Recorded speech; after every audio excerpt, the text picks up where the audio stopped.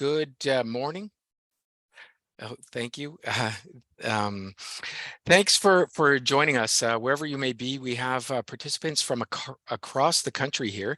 My name is John Chaput. I'm the Executive Director for Training Services at CME, and I'll be your facilitator and host today. I'm looking forward to sharing some knowledge with you, not just from me, but from a fellow CME member and lean practitioner.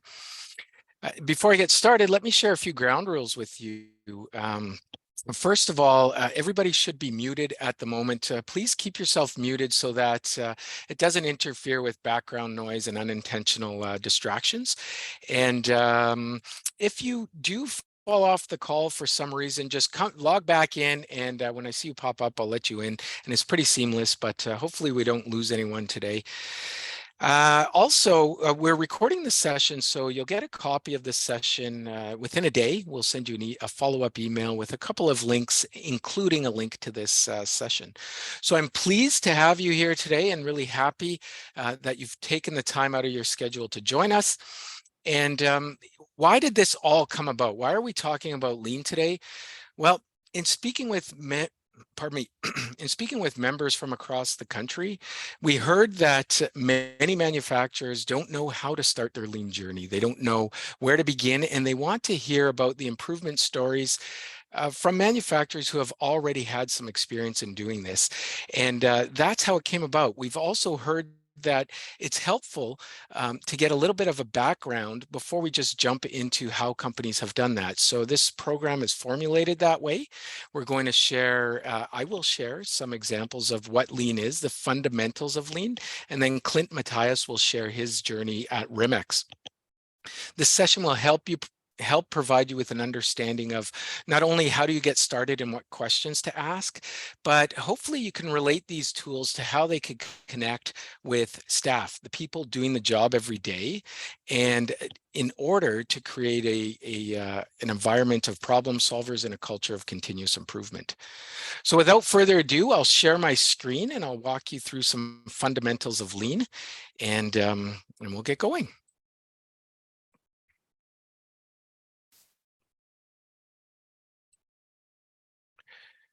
And should be coming up. There we go. So as I mentioned, my name is John Chaput. I'm the Executive Director for CME Training Services, and this stuff's important to me. It's been a big part of my life as I have used lean in many ways, from being the operations manager at Manitoba Land Titles, which is seen there as the property registry, to transform from from paper to digital. The underlining or underpinning fundamental tools that we used for that was lean. I was also the general manager of a small manufacturing company in Manitoba, where we used lean to help us prepare the company for sale and stage it for sale, which helped with increasing the revenue of the sale and a quicker sale. So it was very fundamental. Always keeping in mind that this is culture-based, and it was meaningful to the staff members to be part of that. And the picture of grain bins there represents some time I spent at Weststeel, where we were tasked as a team to double the output in manufacturing within the same footprint over a 6-year period, and we used lean to achieve that. It started with lean fundamentals and it grew into some technology and some other things. But at the core, lean is about engaging people to get all the knowledge you can in a room and make changes together. Just a little bit about CME, where we are Canada's largest and oldest manufacturing association. We stretch from coast to coast, and we offer world-class curriculum and programs across the country. Some of them are national in flavor. Some of them are very specific to the region you're in. So if you haven't tapped into some of the CME resources and information, make sure you look us up, and hopefully there's some things that can add value to you. Here's what we'll be going through today, just a definition of lean, history of lean. I'll talk about some lean principles, and at a high level, lean strategy. Then we'll touch on the lean management system, and after that, I'll flip it over to Clint, who's going to talk to you about his experience. So why lean? Sorry, just had something pop up on my screen here. Just admitting some more guests. Why lean? Well, because we need to think about our shareholders, customer, and employees equally. It's not one or the other. It's not pick two. We need to understand all three of them. Shareholders want a greater return on their investment. Customers want it better, cheaper, and faster. And to make that real for you, put yourself in the shoes of a customer. What do you want? Do you want to wait? Do you want a better product? Of course, you want better, cheaper, and faster. And employees want to be valued, but also if you're a leader on the call, and everybody's a leader either by title or in some other way, we can leverage the experience in our workplace to make it a better workplace. Lean helps us to do that. So we focus on process. That's what's key about lean. It's not about focusing on the people, because everybody comes to work to do a good job. And if we're having stumbling blocks and hurdles along the way, we want to say it's the process that's failed us. So let's take a look at the process, and that will drive results. So in the words of David Mann, managers must change from the habitual focus on results to focusing on the process. Not only does focusing on the process help us to find ways to improve that we never thought of before, but it makes it sustainable. So I'll talk about the Toyota way a little bit. Why are there so many Japanese words if you're remotely familiar with lean? And why do we talk about car companies and Toyota? Well, it's simple. Toyota started us on the lean journey years ago when their operations manager, a gentleman by the name of Taiichi Ono, helped convert Toyota from on the verge of bankruptcy to one of the world's most effective and profitable manufacturing companies within a couple of decades. So we've taken those best practices and we try to emulate them. Of course, Toyota's not perfect. They have their challenges and they continue to grow and they experience new challenges and so on. But we just take the best things that Toyota did and we emulate them. Now, everything has a purpose in Toyota, or at least that's what they teach us. Everything we do is for the purpose of showing where the problems are, and this is key. We want lean to expose the problems because, in my opinion and in my training, the worst problem is thinking you don't have a problem. Isn't that true? If we have a problem, we'd rather know it exists and face it head on than not know it exists because it's still there. So foundationally, what lean gives us are these 5 principles. And this is what CME built all their lean curriculum around because it works and it's meaningful. 5 simple principles that help us to dig into the way we do business on a daily, weekly, monthly, and long-term basis. The first one is defining value. Well, we need to define value by understanding who our customer is and that they will pay for the things that they need, and the rest of the stuff is waste. And that's what we call it in the lean world. To help us identify what is waste or value added, we'll map the value stream. More than just a series of process steps, we'll assess each of those steps. For instance, pick any process from beginning to end, and we'll say each step in the process, let's assess it to see if it adds value to the customer or if it adds waste to our system. Once we understand that a little bit deeper, we want to create flow. Why do we want to create flow? Because as we create flow, just think of a river with rocks and boulders in the river. They impede flow. The rocks and boulders in a manufacturing company are the things that represent the hurdles in front of us to get through the job every day, better serving the customer. And as we create flow, those get exposed and we're more able to remove them or reduce them. We want to establish pull. Pull is giving our customer, whether it's internal or external, the amount they need in the time they need it and make sure they're never shorted the amounts. So this helps us to reduce over batch sizing and making parts that aren't used or sub-assemblies that aren't used for sometimes weeks or months. And then if you're at all familiar with quality circles, Dr. Deming created the quality circle of plan, do, check, act. Well, lean follows that as well. Our 5th principle is pursue perfection. So define value, map the value stream, create flow, establish pull, and then pursue perfection. In other words, do it all over again. Well, defining value is, of course, as I said, the only perception of value that matters is that of the customer. So value is quality plus service over cost. Pretty simple mathematical equation. As we're mapping the value stream, we're going to expose and understand which parts of our process are adding value and which ones are adding waste. This is really important. Then we start to look at everything we do in our organizations, whether it's office, whether it's service, whether it's manufacturing and production, through a lean lens. Because we see, as lean practitioners, any activity as one of those two things: value or waste, or opportunity for improvement, in other words. When we map the value stream, we do it as a team. We make it visual, just like you see up there on the wall. A visual value stream map will help us to have a team conversation about how do we reduce the non-value added activities so we increase the ratio of value added activities. And here's an example why that's important. In most organizations, it's probably less important to say, I don't know, speed up how fast a drill bit turns, allowing us to drill a hole quicker, a little bit quicker. It's more important for us to make sure that drill bit is turning regularly. How do we do that? We reduce changeover times. So setup reductions are important, or we reduce the amount of rework or the amount of information delays that are allowing us to make the right choice to run that drill, things like that. And that's what I mean by the difference between value added and non-value added. So as we're creating flow, we think about the relationship between the supplier and the customer. And I really like this. This really changed my perspective when I learned about this. Think about your internal next operation as the external customer for a second. If the next operation in your process was your paying customer and you were your little own business, would you treat them differently? And sometimes when you think about it, and if you're honest with yourself, we'll say, yeah, well, maybe I would, because if they were the paying customer, maybe I wouldn't pass on a known defect and ask them to fix it down the line.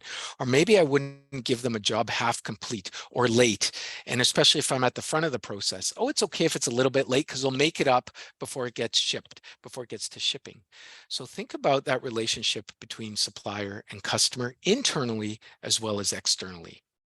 We want to reduce every step in the process as much as we can between the supplier and the customer, and that enables us to use time as a competitive weapon. What do your competitors fear more than anything else is that you are going to be able to deliver a superior quality product in a timely fashion. So use that to your advantage. All we're doing is looking at time from the, the time at the timeline from the moment the customer gives us an order to the point we collect the cash. That's what's important when we look at an overall value stream or value stream map, is to say someone gave us an order till the time they have the product information or service in hand. That's what we're looking at. That's what we want to reduce ultimately. Here's a good visual of what does that mean. Well, if that bar up on the screen represents a timeline, assume it represents a week's worth of work, a working week. The red represents the non-value added activities and the green represents the value added activities. Yeah, fair enough. Okay. So the question I often get is that real, John? Really? Do we have that much non-value added activity in our system? And the short answer is yes, we do. Every organization has a lot of non-value added activities. So think about that for a second in terms of, can you charge your customer for any of the activities, every activity you're doing? Put it that way. And if the answer is no, it represents opportunity. So when we're looking at any process, we ask ourselves a number of questions. Is it value added or non-value added? If it's a non-value added process, we'll ask ourselves another question. Can we do something about it?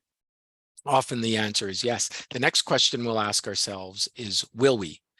Because we have to prioritize the improvements we make. Again, it's not about making that drill bit turn quicker, but it's about making the transition to turning it on easier and simpler, reducing the rework, reducing the complexity, reducing the miscommunications, things like that. To help us see the non-value added activities, we have, again, this is, excuse me, what I would consider to be the lean lens or lean filter. We'll look at the 7 forms of waste. And there's in fact 8 forms of waste, which is the last one is underutilized employee skills. But the 7 visual forms of waste is transportation. Anytime you see transportation, opportunity. Inventory, particularly excess inventory. Why are we funding excess inventory in our factories and warehouses and supply chains around the globe when we can't consume what we have on hand? Now, there's a logical balance between you don't want to be short and you want to get volume discounts to having just what you need just in time. Motion. Obviously, our customers don't want to pay for motion. We as customers don't want to pay for motion. If I'm walking around a factory looking for a hammer, we can't charge for that. If I'm walking back and forth to a printer multiple times or walking around looking for a signature, our customers don't want to pay for that. Overproduction. The symptom of overproduction is excess, is work in process. So if you see work in process, that's a symptom of a breakdown in the flow between the internal supplier and the internal customer. This represents opportunity because we've already added some value, but then it sits and waits.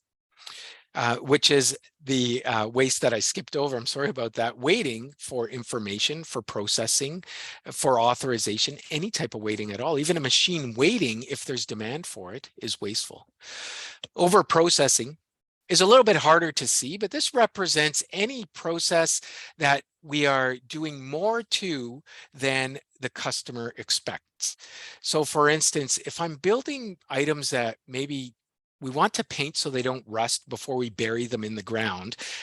Maybe it's something related to telecommunications. We don't need a Lexus car paint finish on there. That would be over processing. So maybe dip tank is okay, things like that. Maybe in the office, we're asking our managers or supervisors to get multiple levels of approvals and signatures for purchases that are under $100. That would be over processing. And defects, obviously, everybody knows that. And I'm sure if I asked you to raise your hand, has anybody seen a defect this week? Maybe we all would. That's information of wrong information coming your way. And it's obviously making things the way they're not supposed to be made. Complete waste. And there are examples on the right-hand side there of what does this look like in the service sector. This applies as well because it's important to recognize a lot of the waste that happens in the factories originate in the offices. So transportation of documents, backlog of work, unnecessary motion, and all the other wastes I talked about translate in the office as well. So what does the Toyota Way teach us? It teaches us that the average person, take an average person, standardize their work environment and give them a challenge, and you have performance excellence. Part of lean strategy, there's a few philosophies we follow here. Kaikaku is radical change. Like this is maybe where we want to bring in some new automation to completely transform the way we do things in a way we couldn't yesterday, but we'll be able to do tomorrow. Kaizen Blitz is rapid improvement, where we want to get a team focused together to make a transformation on a process and not leave a shopping list of outstanding actions. And daily Kaizen is just tapping our staff on the shoulder every day to say, hey, what can you fix today? What can you own? And what can you improve? Some of the ways we do that, this is an example of maybe a 5-day Kaizen event where problem solving is at the root of it. Let's clarify the problem. We often hear problem clarity is a problem half solved. Then once we clarify the problem and we know what problem we're trying to solve, let's identify the major issues. So that's really looking at current state. And we drill into root cause analysis by asking why 5 times. Why are we doing things? Often I hear, well, that's the way we've always done it, or it's never been challenged, or we didn't change our process when we got new experience or new machines. Then we brainstorm countermeasures, implement them, and standardize solutions. Clarifying the problem is really just looking at our current state and understanding on a value graph, on a value stream map, where that value is being added and where we're not adding value. Some examples of Kaizen blitzes would be doing a cycle time reduction, getting people on the floor. In this case, you see a picture of people in the office talking to the operators to see where are there opportunities for improvement? How do we reduce cycle time? 5S is a methodology that's at the core of Lean because it helps us not only to create standardized, efficient, and flowing workspaces, but it also helps us to build culture. The methodology is pretty simple. We want to sort the things that are used regularly versus the things we don't need in the area. We want to deliberately put them in order, set them in order. We want to shine, make everything as clean and new as possible, and then standardize it. Everything we want to do is standardize it because then we can find problems. And of course, if you do a good job at those four, sustain is easier. I have a few examples to show you. Here's a before picture, pre-5S. There's a 3-day event that's transformed the area with the process owners. They're adding, they're being heard and they're adding their ideas and they've transformed the area completely. Daily improvement could look like this. There's an idea of putting a plunger, a toilet plunger on an air hose because it was damaging the products as the air hoses were hanging from the ceiling. Here's the a hopper feeder style bin that helps us to go first in, first out. And this on the right hand side, the place maker is just to tell us where we're at in the process so that you don't lose track of where you're at in the process. Simple things, daily improvements coming from the staff that do the work every day. The visual workplace became very familiar to us through COVID, and you could see there some examples of how visual works, right? The direction of aisleways, the distance we need to step apart, and things like that. What about this brilliant idea? One of my personal pet peeves is trying to get my luggage off the carousels at the airport.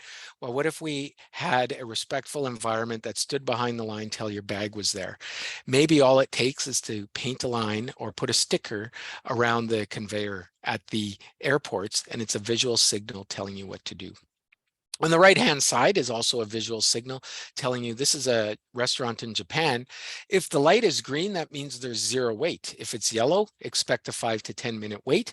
If it's red, it's 15 minutes or more. So walking down the street at lunchtime, you could pick your restaurant based on how busy they are. This improves customer service.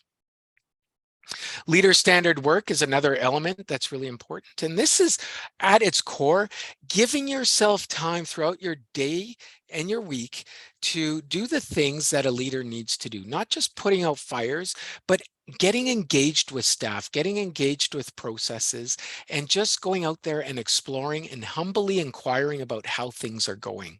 Leader standard work.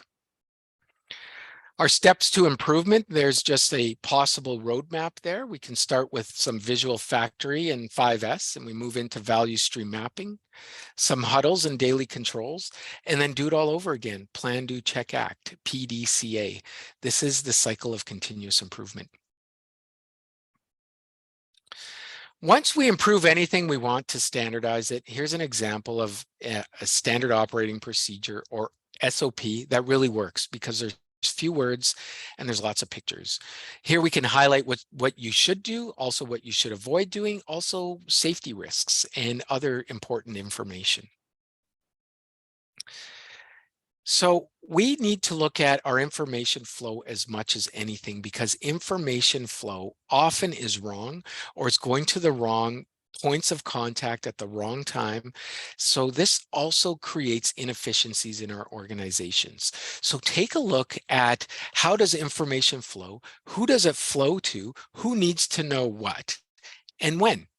And not only that, because you're going to have so many things after this presentation that you want to go change, is you have to understand which pieces do you want to fix first. So let's fix the most important pieces first and prioritize our journey. A way to help us identify which pieces to fix first is to go to GEMBA.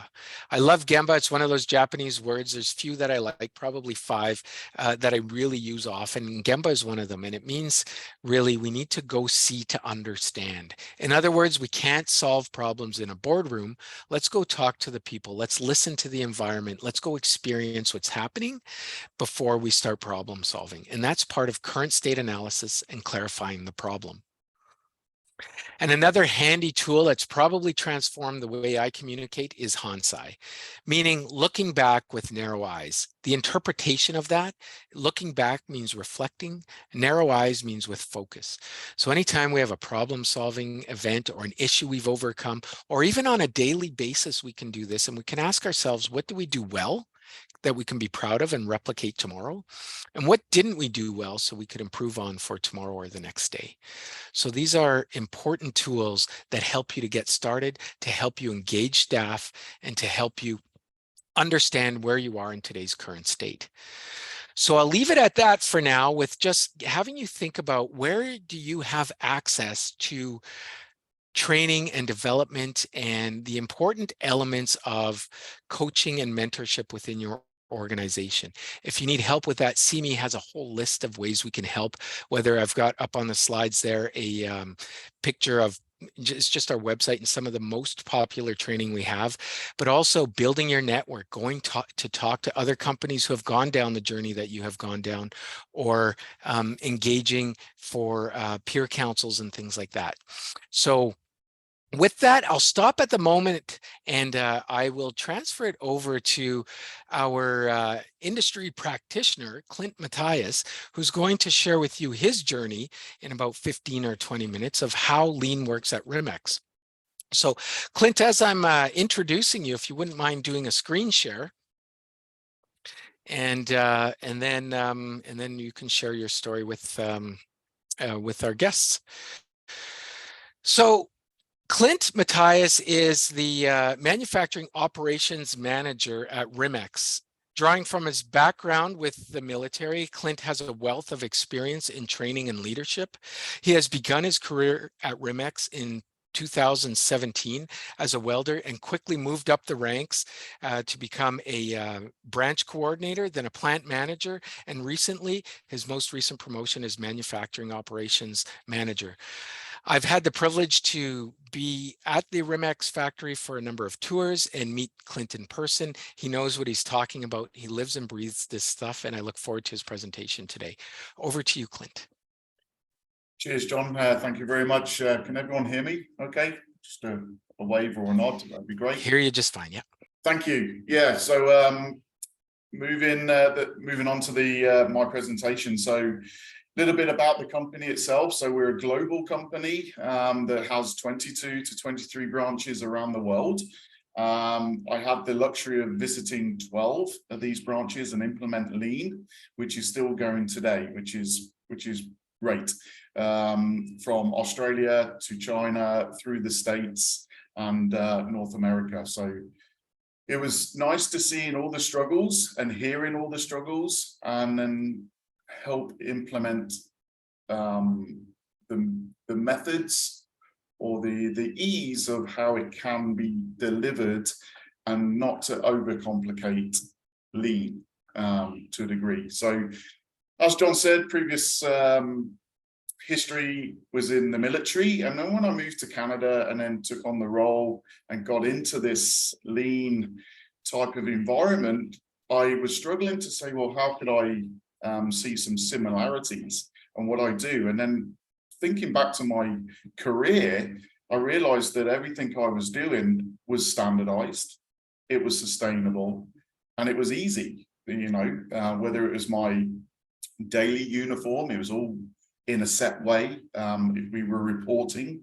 it was all in a set way. Our standard works were all in a set way. So it came natural for me to then try and sell it. And you've got to be passionate also. So it worked out, which is great. The buy-in was simple for me. So let's take a few slides. Some slides will be reiterating what John has already explained, but it's just my spin on RIMEX itself. So we moved into a new facility, and it was a new venture where head office and production were under one roof. So the slide shows that this is our new facility. We moved in there in 2019, and the concepts were very Toyota driven, in a snake-like effect through all our processes, as where our other manufacturing facility that was a few hundred kilometers up the road was very all over the place, because we'd outgrown the facility and grown with the company. So we wanted to take the time to put things in situ that understood the fundamentals of lean, which is great. It's worked, but we're still tweaking, which is always good. Continuous improvement. So that's our facility. And let's click on to the next slide. Okay, so before lean, John briefly mentioned it there with 5S program. So we couldn't do any form of lean until we actually had a 5S or 6S program. Now for RIMEX, we use the 6S for safety, because it's one of our goals, our beliefs, that a safe environment will always lead to a tidy environment, and they come hand in hand. So the purpose of our 6S program was to improve the organization within the workplace for the employees, to instill a philosophy of buy-in, which enabled us to audit, to measure, and evaluate on a monthly basis, and continue the program going through. How did we get there? Well, we had nothing. It was all in one person's mind and their belief.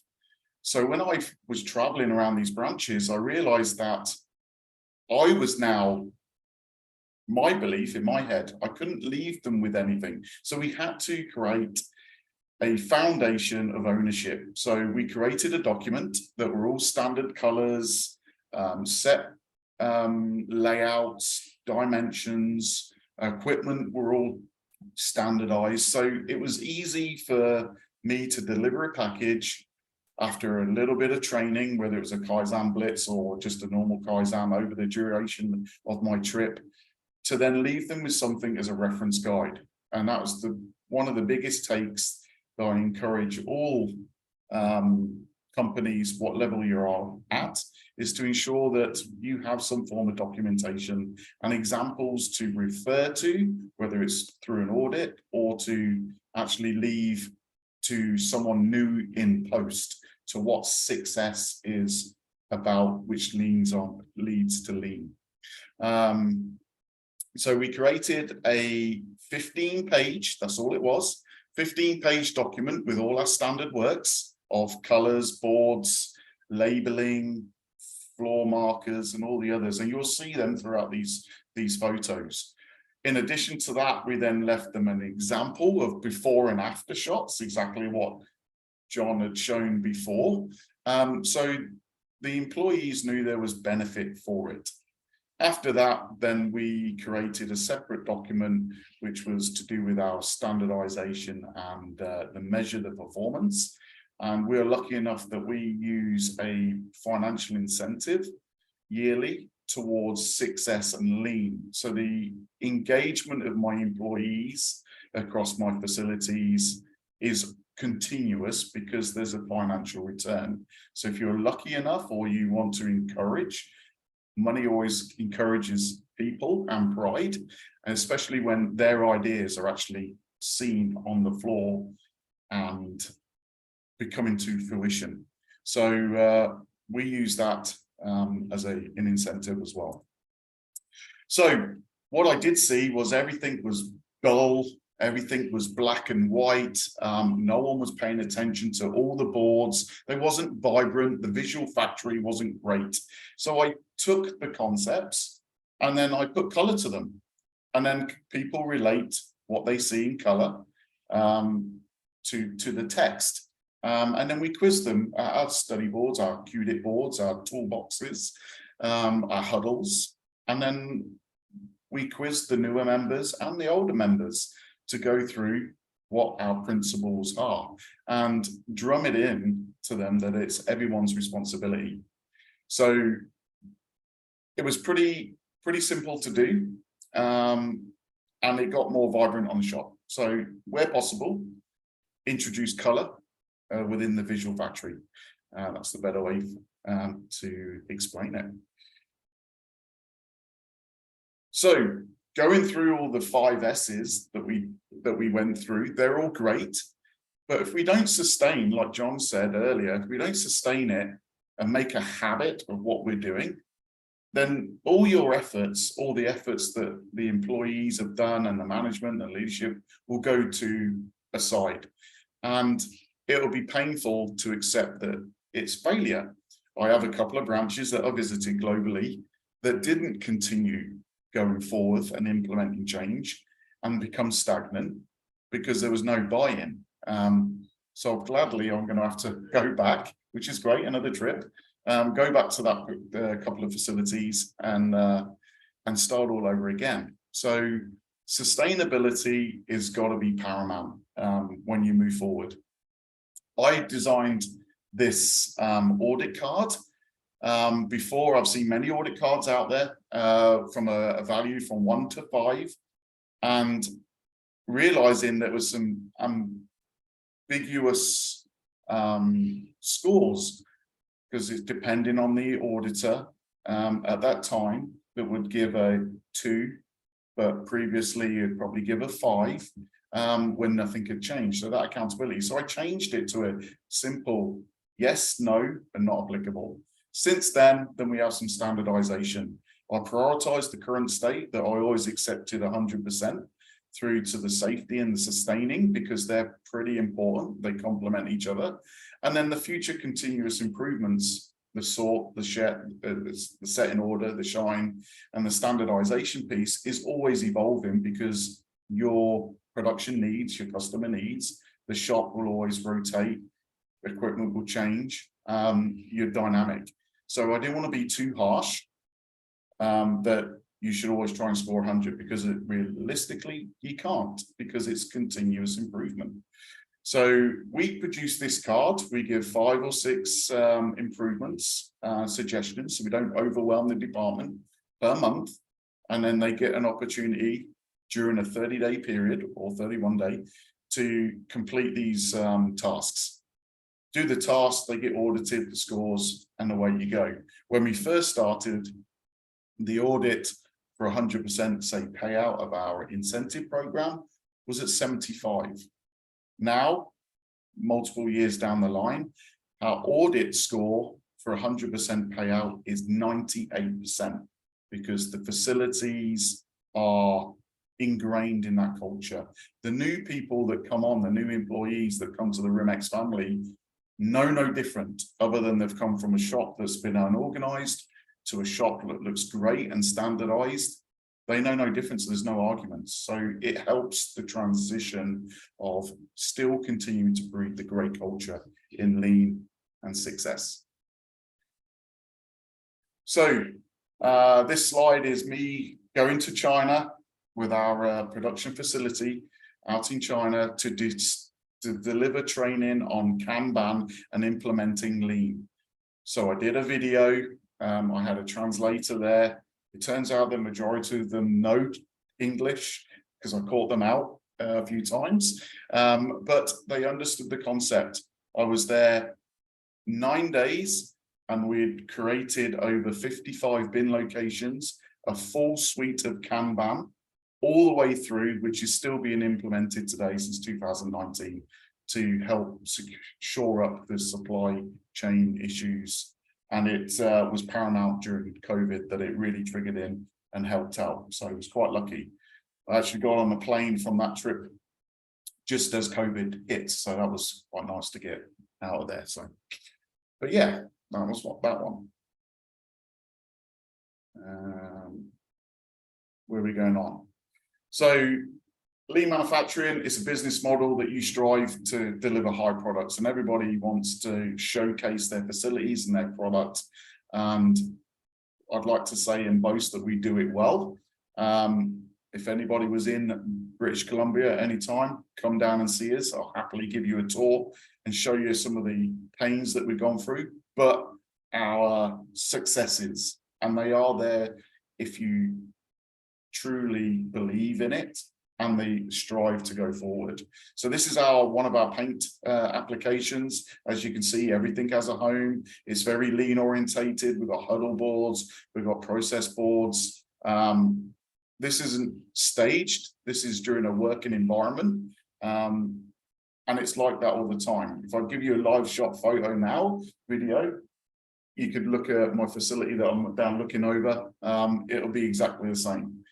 It's our culture and it's great. Hard work, but in continuous improvement. We used to paint these lines by hand 4 times a year, cost effective, waste of time, all the deadly sins that we want to eradicate.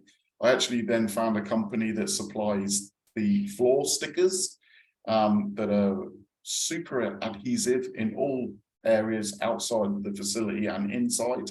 And I haven't picked up a paint brush and got any of my employees to paint for the last 2-3 years, saving huge amount of savings, more lean, more time to put into the product and doing the trades that they need to do. So pretty good. One thing is a big advocate is that you can get someone telling you about lean and it gets very confusing online or on online learning or in a book. You want to visualize it. So I did many presentations and then I ended up traveling to Australia with my Lego, which believe it or not is true. I took my Lego through customs and delivered a lean presentation using model airplanes, and within a 2-hour training session, okay, they cleared up everything about lean and they went forth. It is brilliant. They're quite expensive. However, if you are struggling, they're very easy to run with, the scenario books, but if you are struggling for visual aspect, then invest in some form of lean operations game, and you can get them in all facets: office type, production, engineering. It is a winner. So brilliant. I did this for 5 general managers, the owner of the company, and a few other key players. They loved the whole process, which triggered me to fly to Australia and then go to China and deliver it again, plain Lego, which was awesome. Good job, eh? So please invest in that. So the concepts of leans across all our worldwide locations, not all of them fit our model. However, I've listed a load there that is out there. And again, it was inventory management. The just-in-time was the quickest one that we went with. Currently, we are flirting with automation with human touch. We're now getting robots here, welding robots, and bringing that into us, into our standard works, and then implementing a reference documentation. We had nothing when I came over in 2017. I was trusted to be a welder. They threw me on. Everything was scripted in black and white. I couldn't understand it because I wanted something similar to what John had shown you there, which was simple pictures, minimal text, standard works. We ended up doing a 8-month RQMS, standard works catalog, if you like, and documented all our processes. So it took 45 years to document all our processes and realize that we needed to cater for all walks of life within RIMEX. And the RQMS, our RIMEX quality management system, is now our sole use for training, which is great. Okay, some basic principles. So very simple, like John had alluded to there, the customer value, streamlining the analysis, everyday's improvements, flow, pull, and perfecting it. We go to the point that we actually have pallets, skids in our yard, an amount of time warehousing moan that they've got the wrong pallet for our wrong product. We now paint boxes or stickers, boxes around pallets with their pallet sizes, which is pretty cool. And then we have markers to see how high we want to keep, because we don't want to keep going because it's safety, but also we don't want to hold too much inventory. So we sell them off for charity when we want to get rid of them as well. But to the fact that we've also laid out shipping lanes to 53 foot, 40 feet, whatever containers that we get, we save time and money by filling a bin. Then we can call the courier, they're there, they load within an hour, they're gone. Previous lean experiences, we'd call them, they'd sit there for 2 to 3 hours and overcharge us.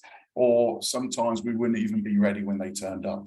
So now we stage all our product and just defines which bin location it's coming from, where they need to go, communicate, visual factory, but outside. So it's not just inside that we need to look after, it's also outside, the whole suite. And we do it in multiple low-hanging fruit stages. Choose the smallest area, it would be my advice, and then success, sell it, really go overboard in celebration, and then allow the employees to say, I'd like a bit of that.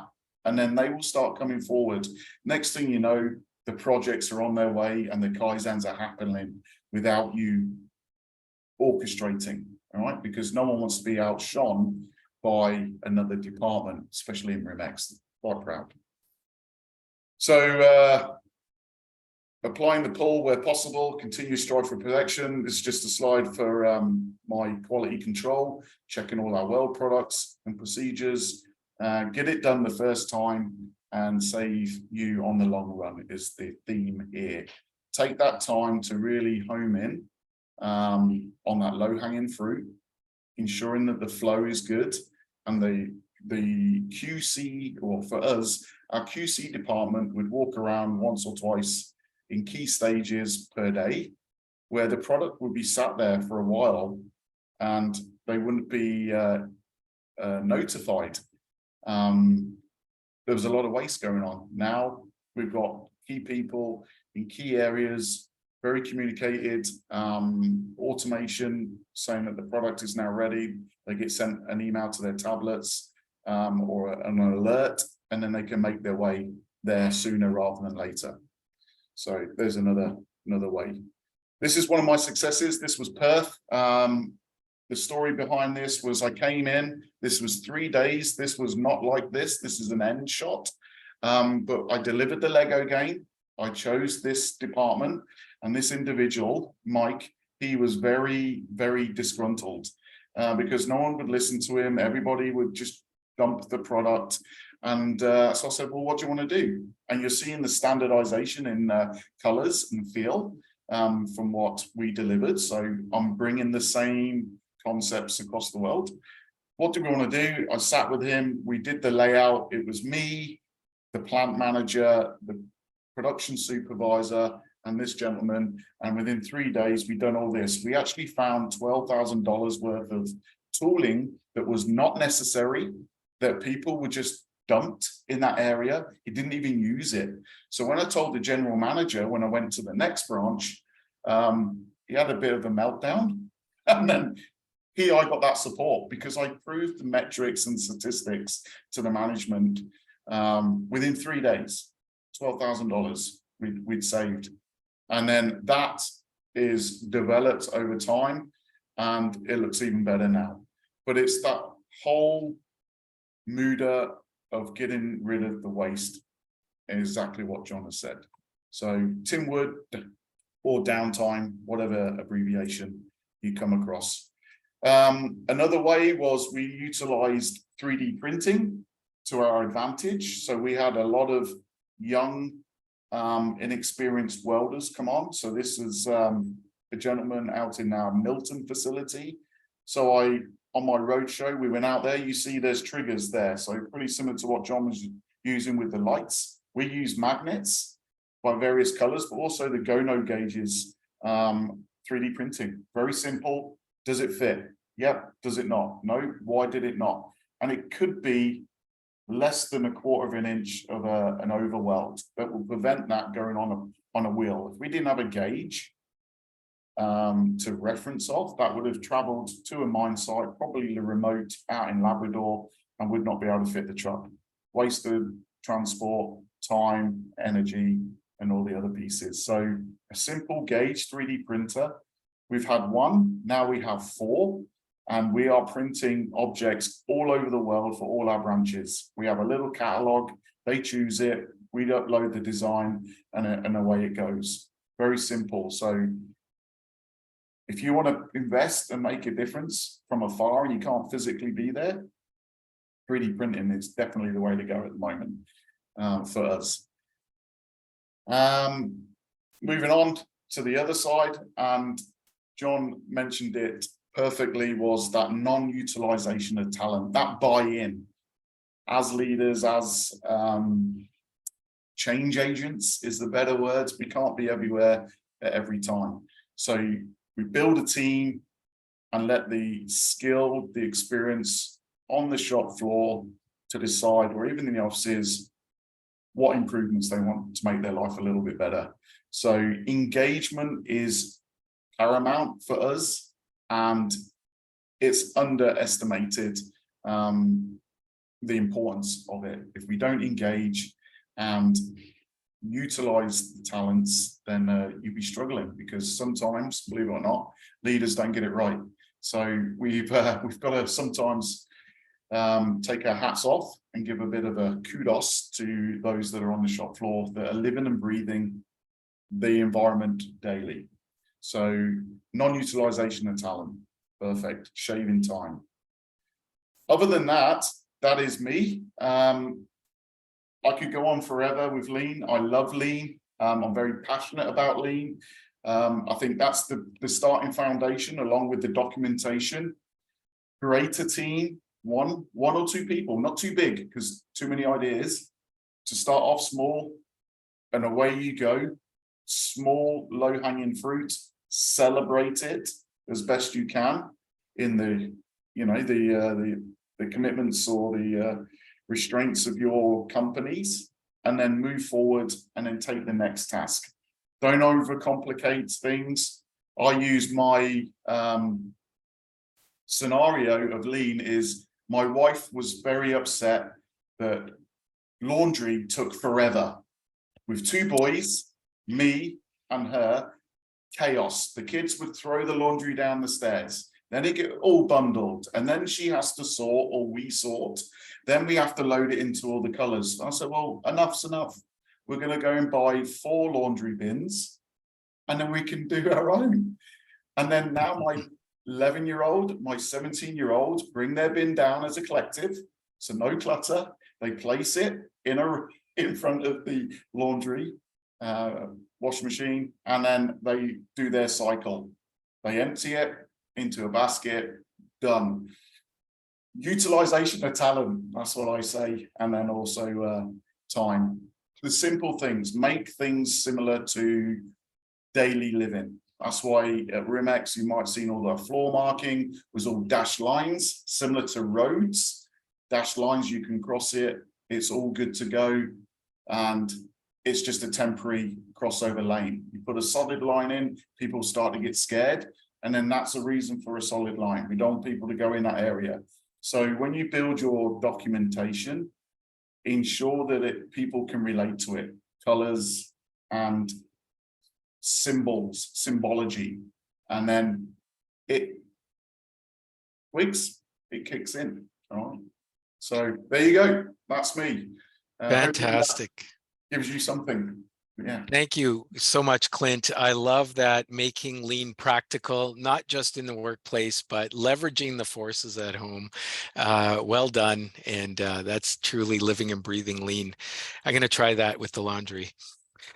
Good stuff. So before letting you all go, I'd just like to take a couple of minutes to, first of all, thank each and every one of you for being here, because without the passion of people leading and being engaged in business and interested in the change of business, we can't compete.